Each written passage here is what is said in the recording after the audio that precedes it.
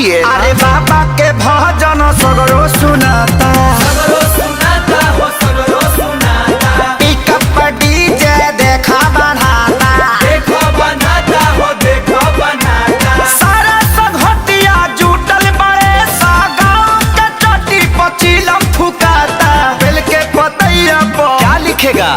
अरे बेल के पतैया पर शिव लिखाता। बाबा के भजन सगरो सुनाता। जय शिव लिखाता हो जय शिव लिखाता।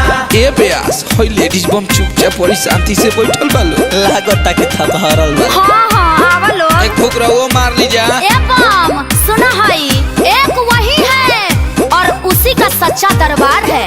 आप जैसे कवरियन को तो गांजा पीने में ही बहार है। बिना खींचा ले चिलम बोलेंगे, क्या बोलोगी क्या सुनोगी? बिना खींचा ले चिलम बोलेंगे। ए डर मत बोला। अरे जाने दो पगले, हर बात पे खिसियाते नहीं और ऐसे मौके बार बार आते नहीं। ए क्या तू धुलबुतू? तू चला हम चली देवा घर नगरिया, ए गोरिया तब बनी के बाबा के कांवरिया, ए गोरिया। जीवन के बाबा के कांवरिया ए गोरिया। थोड़ा बुरा हूँ थोड़ा अच्छा हूँ, जैसा भी हूँ महादेव तेरा ही तो बच्चा हूँ। कि चार ओरी लौके गेरुआ रंग मन हरसायो जी। कि बड़ी भाग से सवनावा है आयो जी। तो करिया करिया में घपुनी बहरिसायो जी। चारों ओर लौके गेरुआ रंग मन हरसायो जी।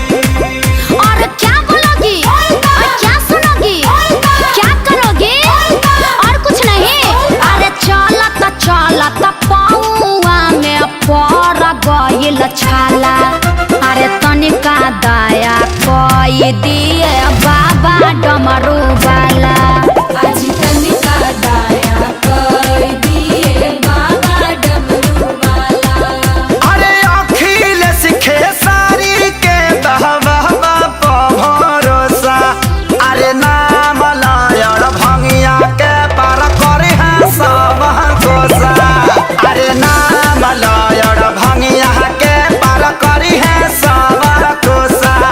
और क्या बोलेगा क्या सुनेगा क्या बोलेगा और कुछ नहीं। बोला बम बोला तो रहा। presented by Adi Shakti Films.